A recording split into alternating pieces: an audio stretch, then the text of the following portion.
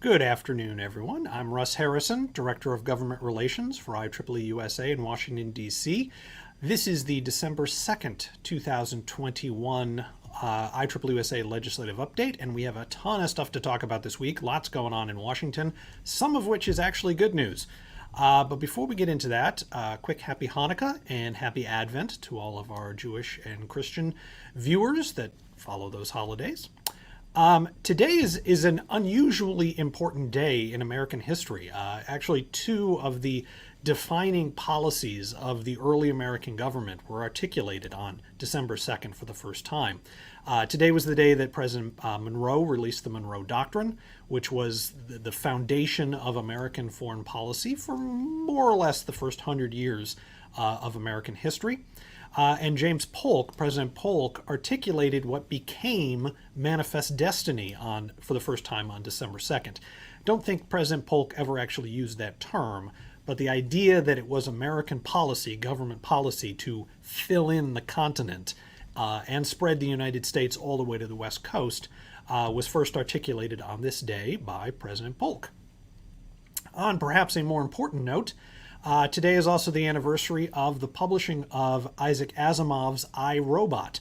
I, Robot is a seminal work in science fiction. It's a collection of short stories, actually all of which were released earlier, but they were pulled together into one book and released for the first time in 1950 on December 2nd. I, Robot is the source of the three rules of robotics, which should really be called the three rules of artificial intelligence, that actually come up in policymaking today in Congress as Congress tries to get its head around artificial intelligence and what it means for society. Isaac Asimov's work actually informed that debate in a useful way. It also should be noted that I've heard from a large number of IEEE members that this book, and more broadly Isaac Asimov's writing, the Foundation series and others, convinced a surprising number of IEEE members to become engineers and to get into technology and to get them excited about the prospects of technological innovation. And so the release of this book, which also marks kind of the start of the modern science fiction genre, Jules Verne, of course, invented the genre back in the 1800s, but it was Isaac Asimov that really got it going again after World War II and started to move science fiction into mainstream. So we should acknowledge that and thank Mr. Asimov for the careers of so many IEEE members. So let's do a quick summary of where we are in Washington. Build Back Better, which is the large reconciliation bill that Democrats in Congress have been working on all year, has not been done yet. The fiscal 2022 appropriations are not done yet. The NDAA, the National Defense Authorization Act, is not done yet. And the debt ceiling, which we're going to hit in a couple weeks, has not been moved yet. And you will all note that 2021 almost is done, which gives us basically 2 legislative weeks, 2.5 if they want to stretch it, to get all of these big things done before Christmas. Let's go through each one of them. Build Back Better, which is the term that we're now using for the reconciliation bill. Build Back Better is easier to say, so I'll use that. But this is the used to be $3 trillion, now 1 2/3, maybe $2 trillion bill that has passed the House. Passed the House on November 19th on a roughly partisan vote. One Democrat, Jared Golden from North Maine, voted against the bill, and otherwise it was a partisan vote. However, the bill that passed the House was not negotiated with the Senate. In other words, Democrats in Congress had been trying to pass one bill, so they only had to vote on it once in the Senate and the House. The House gave up and said, we can't negotiate this with the Senate. We're just going to pass what we want and then let the Senate deal with it. So Build Back Better did pass the House, but not in a form that can pass the Senate. So attention now shifts to the Senate. It is not clear at all how this bill passes the Senate. Senator Schumer, Senate Majority Leader, has said he wants a vote next week on the bill. Not clear how that's going to happen. The Senate Democrats are negotiating today with the Senate parliamentarian. Interesting on 2 levels. One, they're not negotiating with Senate Republicans. They've given up on getting any Republican support for the bill and are just basically negotiating amongst themselves. But remember, this bill needs to go through the reconciliation process, which means it would skip the filibuster. But to do that, under Senate rules, it has to be a budget bill. And any provisions in there that are not about the budget shouldn't technically be included. The parliamentarian gets to decide what is and is not a budget provision. So, for example, the House version passed with some very expansive immigration provisions, including some skill-based green cards that IEEE-USA supports. But the parliamentarian has already said twice that immigration provisions are not budget provisions and thus can't be included. So it is likely that when she renders a decision, she will strip large parts out of the bill, including most of the immigration stuff, if not all of the immigration stuff, giving us a final Senate bill that can actually pass. What this means, though, is that the Senate will not pass the House bill. We knew that originally, but it means there will be a conference, and then the bill will have to go back to the House and the Senate for a second vote. It's going to be really tough to get that done before Christmas. You could easily see something passing, well, you could possibly see something passing the Senate before Christmas break, conference going on over the Christmas holidays, and then Congress coming back in January and trying to finalize things. It seems more likely to me that the whole thing will get bumped till January, but there is a small window for getting some of it done before that. There's a host of provisions in the bill that are causing problems in the Senate. Environmental rules, particularly rules against coal, are not sitting well with Senator Manchin from West Virginia in particular. There's questions about the Medicare expansion provisions, whether they should be smaller, they should be different. Tax credits for electric vehicles. There's a wrinkle in that.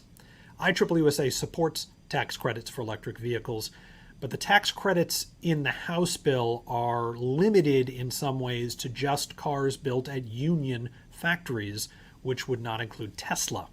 IEEE-USA takes no position on that, although we generally want those tax credits as expansive as possible. So there's a lot of these little provisions that need to be worked out in what is a very, very big bill. And the looks at the moment like the Senate is very, very far away from getting that done. Senators Manchin and Sinema, as they have all year, have raised objections. But there's also been objections raised to pieces of the bill by Senator Tester, Senator Casey, and some of the other Democrats, particularly from more moderate states, which suggests that there's an awful long way to go on this. Excuse me. FY 2022 budget that was due October 1st. Congress has basically, well, they've actually given up on going through the normal appropriation process, and they're now talking about doing an omnibus bill, which is what we expected pretty much all year. The problem is that bill has not been drafted yet. And so it's going to be tough to draft an appropriation bill covering all of the appropriations bills and getting it through both the House and the Senate before the Christmas break, which means we have to have a CR. A deal was reached this morning on moving the continuing resolution. The current CR would have run out Friday at midnight. There is now a tentative deal on the table to bump that deadline until mid-February. We haven't seen the actual CR text, but we're being told it is a clean bill, meaning it doesn't do anything except extend the budget deadline until mid-February. There are no policy provisions in there, at least nothing major. The House is likely to vote on that CR today, if not early tomorrow. The Senate is a little trickier. This is filibusterable, so the Senate needs 60 votes. It will probably get them. There is a bit of a kerfuffle in the Senate now over vaccine mandates. Some Republicans in Congress are calling on the Senate to delay the CR unless it includes a ban on vaccine mandates. There are a few Republican senators who say they want this, but actually most of the pressure is coming from the House, which doesn't have a vote in the Senate. And I believe this is mostly politically posturing. Most Republicans in Congress, first of all, enough Republicans will support the CR either way that it will probably get the 10 Republican votes to pass. But in fact, most Republicans will probably vote for the CR, or will only vote against it because they know it'll pass.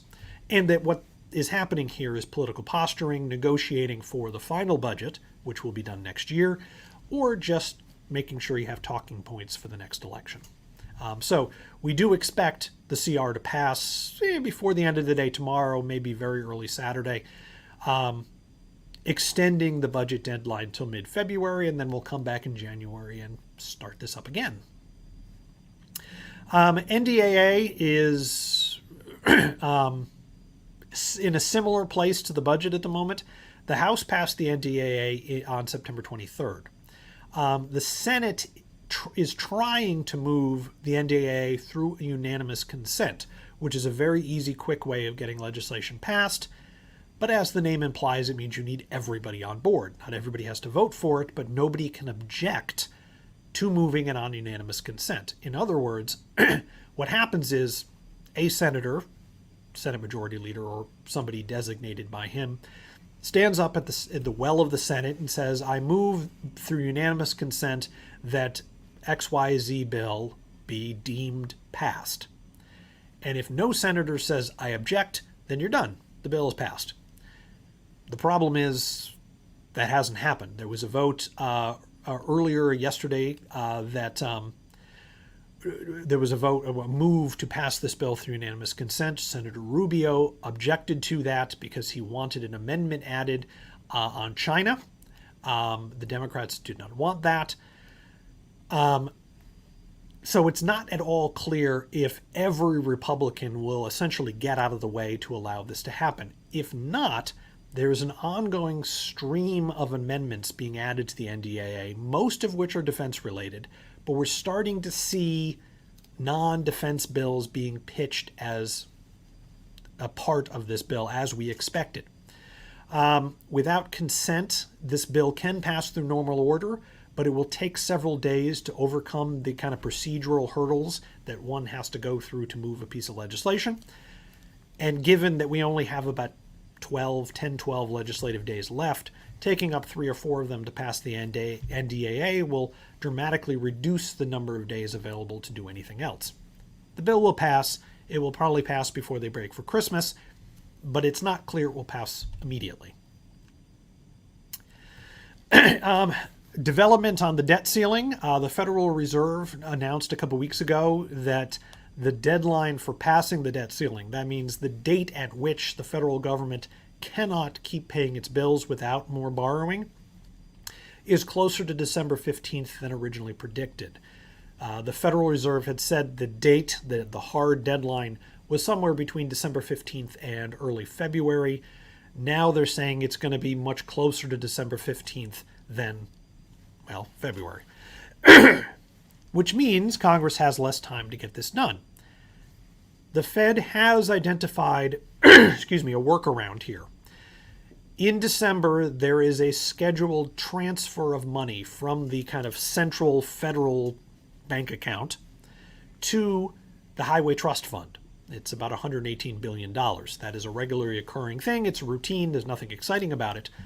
But if the federal government were to not do that, simply hold on to the money, that could extend the deadline to the end of January, simply by not passing that off to the Highway Trust Fund. There's no actual implication for that. The Highway Trust Fund has plenty of money to operate till spring, and so a simple accounting trick could extend the deadline if necessary. But Congress doesn't want to do that, nor does the Fed. The Republicans are asking that the debt ceiling increase be moved through the reconciliation process, which would mean no Republican would have to vote for it. It would just be Democrats. Democrats don't want to do that because they want it to be bipartisan. The problem at this point is that the reconciliation process would take roughly 2 weeks, a little less than that if they really push, because of the procedural hurdles that are required to do that. And if you look at the calendar, you will note we have basically 2 weeks until Congress wants to go home for Christmas. So reconciliation is getting difficult both politically and chronologically. Senator Schumer and McConnell are negotiating right now on a deal here. I suspect it's going to take a little while. As we discussed back in October, as we started to hit the original deadline, or one of the deadlines for this, the debt ceiling has to be raised, or there's massive implications for the global economy, all of which are bad. But it doesn't have to be raised until it has to be raised. In other words, if the debt ceiling is raised on December 14th, that's fine, because the government can borrow money. It's not quite that simple, but it's close to that simple. Legislators know that while we're approaching December 15th, we still have a great deal of time to play around with this, and so that's what they're going to do. All the language about the debt ceiling debate suggests that the Republicans are negotiating, that they will eventually, or at least enough of them to get the bill passed, will eventually support the debt ceiling increase, but they want something from the Democrats in exchange. Not quite sure what that is, but this is probably negotiation, not actually a break between the two parties, and eventually they will get it done. So just to summarize, we do not expect a government shutdown. Everybody now thinks the CR will pass by Saturday, which technically means we might have, a 6 or 12 hour shutdown, which doesn't have much practical implications for folks. It's highly irritating to federal employees, but life will go on relatively uninterrupted. Both parties recognize there's no real upside to a shutdown. Democrats control Congress, so they are responsible if the budget gets done, but it will actually be the Republicans voting against the budget if the budget doesn't get done, which means both parties are likely to get blamed, so there's no upside to doing it, so they probably will. The debt ceiling will be lifted, probably won't be in the next couple days, but within the next week or so they will get it done. We expect the FY 2022 budget to pass in some form, probably in early February. NDAA will pass by the end of December. Build Back Better is far less certain. Despite some of the rhetoric coming out of Congress, there's still a long way to go within the Senate to get a bill that can pass with 50 votes. And then it has to go back to the House and Senate again for another vote. So January is probably the earliest this can get done, if it can get done at all. On to some other news. You may recall we discussed some state laws which put some limits on the social media companies, specifically prohibiting social media platforms from banning people based on political speech or political beliefs. A Texas law was blocked by a judge earlier this week, similarly to how a Florida law was blocked by a judge. In both cases, the judges found that social media companies have First Amendment rights to control what goes on their platform, which they probably do. However, this raises Section 230 implications. Section 230 is a part of the law that says that people that create forums online are not publishers. So long as people are just allowed to put anything they want online, the people that own those websites are not legally liable for anything that's placed up there. Except now the social media companies are arguing in court that they have a right to control what goes on their website, which undermines their defense of Section 230. Section 230 is actually disliked by both political parties at the moment, although it's disliked for different reasons, which is why it hasn't been changed. Social media law is a developing area of debate, and it is likely that Congress is going to start doing something about it, probably not in the next few months, but start talking about it seriously next year and then maybe in 2023. A little update on cryptocurrency. You may remember that the infrastructure bill that was signed into law back in November contained a small provision regulating cryptocurrency, specifically applying existing financial transaction disclosure rules to the crypto world. Unfortunately, many people believe that the way that was done in the infrastructure bill would create real problems for big chunks of the crypto business. There was an effort to amend the infrastructure bill, which didn't work because the House didn't end up amending it at all. They just passed the Senate version.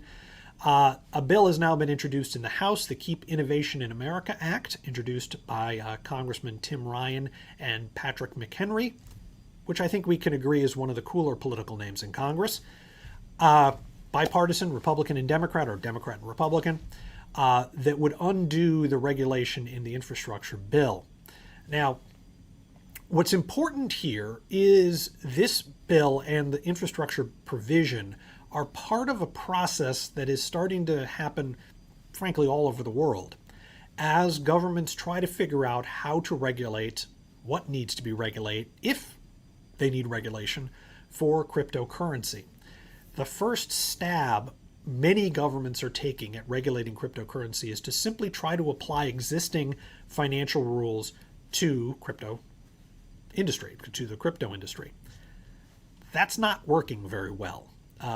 Cryptocurrency is dramatically different than other financial institutions and instruments in the economy, and it doesn't look like you can simply take existing banking or financial regulations and apply them to this new thing. Cryptocurrency is a financial instrument, but it is also a bunch of other things, and so it doesn't translate very well. So it's increasingly looking like Congress and other governments around the world are going to need new laws to regulate the new thing, and they're really not very far along the path to figuring out what that is yet. IEEE-USA is hoping next year to engage legislators more actively in discussing what crypto really is, how it really operates, and start having real conversations about ways we can regulate it without killing it. A couple of hearings to announce. Ensuring American leadership in microelectronics. That is in the House. It was actually this morning, so the recording of it should be online this afternoon or tomorrow. Another hearing, digital assets and the future of finance, understanding the challenges and benefits of financial innovation. That is looking at cryptocurrency, specifically in the House Financial Services Committee next week.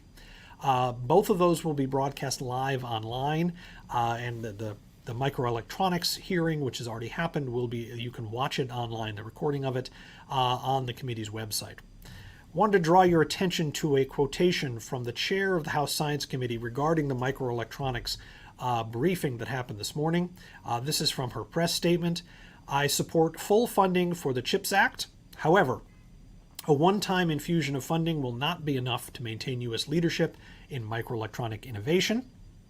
Advancing U.S. leadership in microelectronics will require a long-term whole-of-government strategy, while incentives to reshore capacity are now important.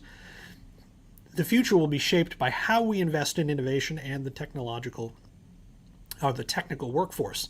This is what we know and do best in this committee. The Science, Space, and Technology Committee is ready to work with the administration, industry, and the research community to oversee the implementation of the CHIPS Act. In addition, we will continue to explore opportunities to strengthen and expand our investments in microelectronics research, including at the Department of Energy. This hearing is the beginning of a long-term effort by our committee. Now, if you listen to that quotation or read it, you would think that Chairman Eddie Bernice Johnson is supportive of the CHIPS Act. And she kind of is, but that's not actually what this says. What this says is she doesn't want to do just the CHIPS Act. She wants to do more than that. Whole government strategy means she wants to take in provisions that have nothing to do with the CHIPS Act and make it part of a larger innovation strategy. Now, that is not necessarily a bad thing. I'm not suggesting that Eddie Bernice Johnson is wrong. A couple things, though. One is it's awfully late in the game to be having this conversation, considering the Senate has already passed the CHIPS Act, and it might be added to the NDAA at some point soon. Fingers crossed. Eddie Bernice Johnson is trying to exert leadership by saying this is what the Science, Space, and Technology Committee does, what it's good at, and it has a central role to play. In addition to working with the administration, industry, and the research community, she's trying to carve out a space in this debate for her committee. The problem is Eddie Bernice Johnson has announced that she's retiring, so next year will be her last year in Congress, which does not put her in a particularly strong space to insist on this. But you can see from this short little quotation how she is positioning her committee and therefore herself to play a role in the CHIPS debate.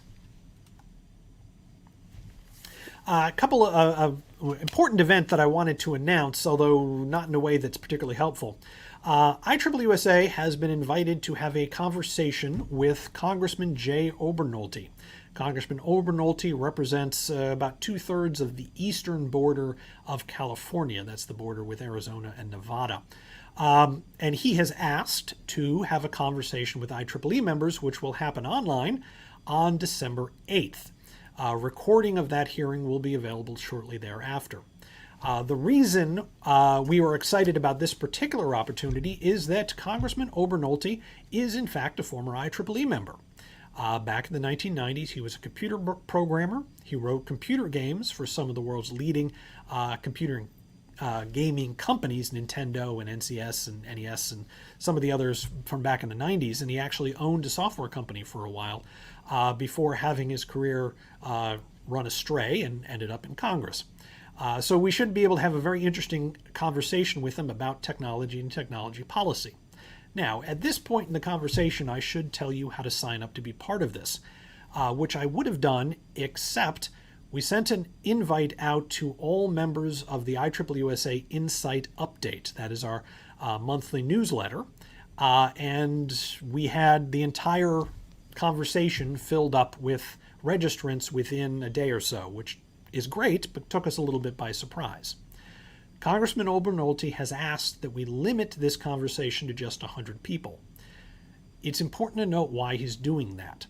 It used to be that members of Congress always wanted to talk to as many people as they possibly could. Big crowds were always better. That is no longer the case, because both parties enjoy sending political activists to the other team's events to disrupt them. Every member of Congress is very leery of talking to large events that are not specifically their supporters. IEEE-USA, of course, is nonpartisan. We don't get involved in Republican-Democrat, and we don't take sides between the parties. But because he's not that familiar with us as an organization, I mean, he's more familiar with us than most, but it's risky to have these kind of conversations. And so he wanted to keep the size of the event manageable so that it wasn't disrupted. And while we don't expect IEEE members would disrupt an event, the congressman felt more comfortable if we kept it small. But a recording of the event will be available shortly thereafter. The whole event will be put on the IEEE-USA Facebook page and YouTube channel. And if you would like to subscribe to the IEEE Insight so you learn about events like this more quickly, the link is there on the page, or you can just go to IEEEUSA.org. Lastly, just remind you all that Giving Tuesday was this past Tuesday, but it's okay. We will still accept donations to IEEE donor funds. IEEE-USA maintains 4 funds: our IEEE-USA Fund, our Student Public Policy Fund, Move Truck Fund, and our Awards Fund. Information on all of them can be found at IEEEUSA.org/giving opportunities. And I encourage you to check them out. Our next update will be Thursday, December 16th in 2 weeks. That will be our last update before the new year. And it will be the day before kind of the last realistic day for Congress to be in session. They can spill over into the next week because Christmas is at the end of the week. But their goal is really to be out by the end of the day on the 17th. So we should have a lot to talk about. We should have some of the things that we've been talking about for months finished by then. And I look forward to going through exactly what has passed at our next update. As always, please enter any questions, comments, concerns in the chat function on your screen, and I will rotate to that in a moment.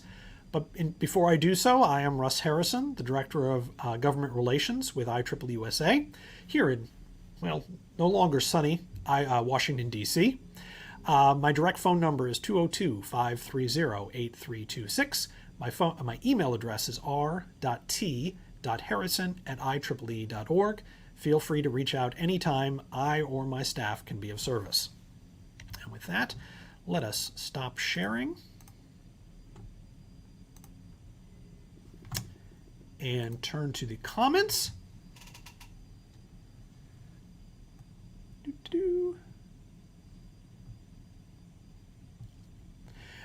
Kevin Johnson asking about non-competes reform. I don't think so, Kevin. I think that there are pieces of the Washington establishment that want to look at this, including, as you note in your question, the FTC. We keep running into the same problem we've had before, which is employment law is typically a state issue, not a federal issue. And so we have a federalism problem to overcome.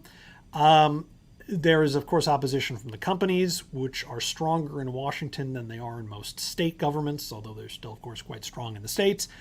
And the big problem, of course, is that Congress has a lot on its plate that is much bigger and messier than this, and it's hard to get them focused on something like this, which they don't really want to tackle anyway.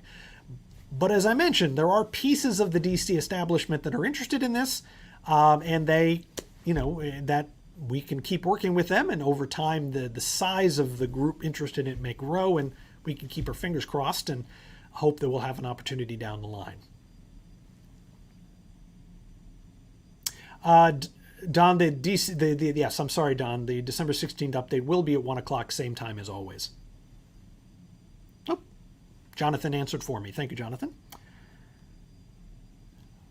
That is an excellent point. Will Robinson, our Vice President of Government Relations, reminding me politely to say, if you have questions you would like to ask of the Congressman Obernolte, please send them to me at r.t.harrison@ieee.org. We've already received a bunch of suggestions from various folks, and it's a half-an-hour event, so we don't have a tremendous amount of time. I don't know if you're all aware of this, but once we give congressmen the opportunity to start talking, they generally keep going. So we're not expecting to get to ask him a lot of questions, but if you have ideas, send them over, and if they're a good one, we'll bump it to the top of the list.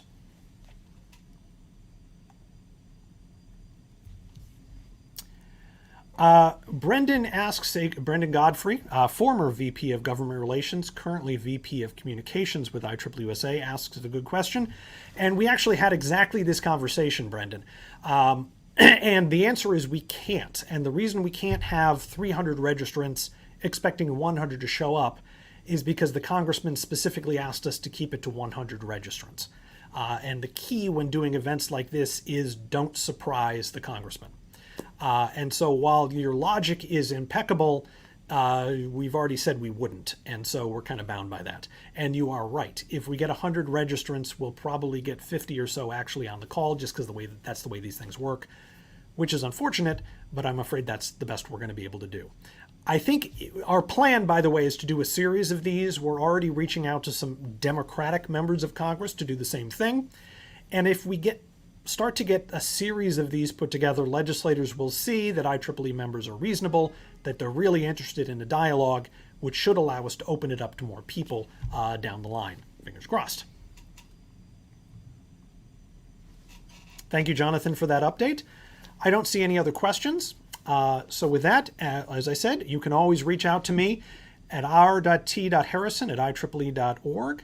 Hope you have a great December, and we will see you again on December 16th. Thank you for joining us today.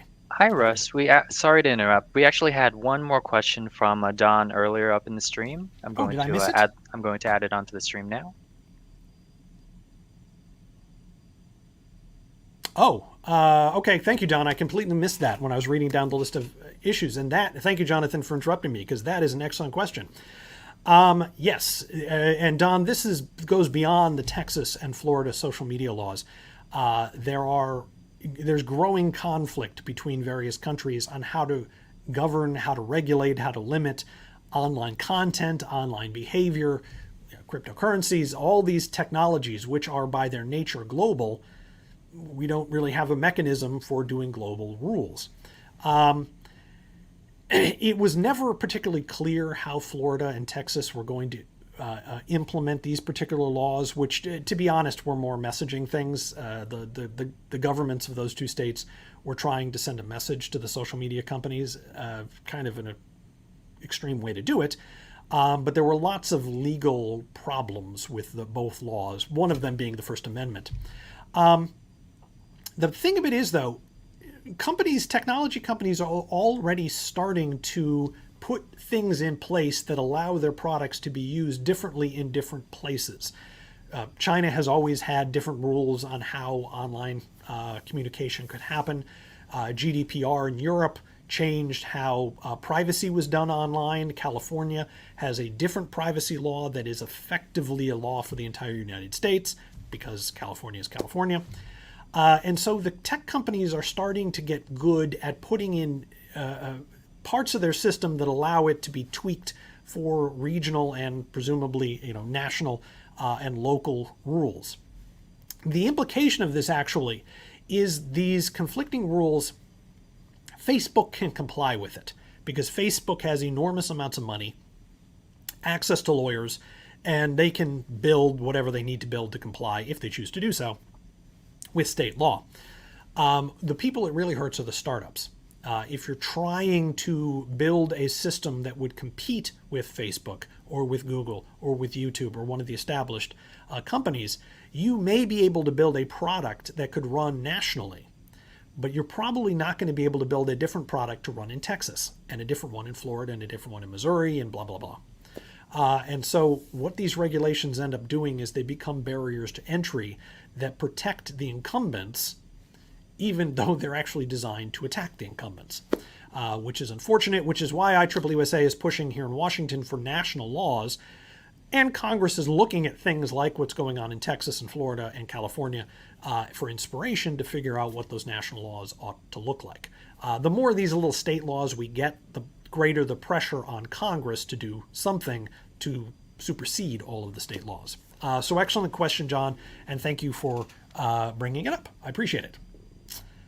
And with that, we will try to say goodbye again. Thank you all for joining us. Have a great month, and we'll talk to you again in 2 weeks. Thank you. I had the coolest job that any electrical engineer could ever have on the ground crew for Solar Impulse 2, the first solar-powered airplane to fly around the world only using the power of the sun. IEEE-USA has given me a competitive edge because of their support system. It is so much easier doing something and being out of your comfort zone when you have someone there saying, "You got this." IEEE-USA is more than just a network. It's a family.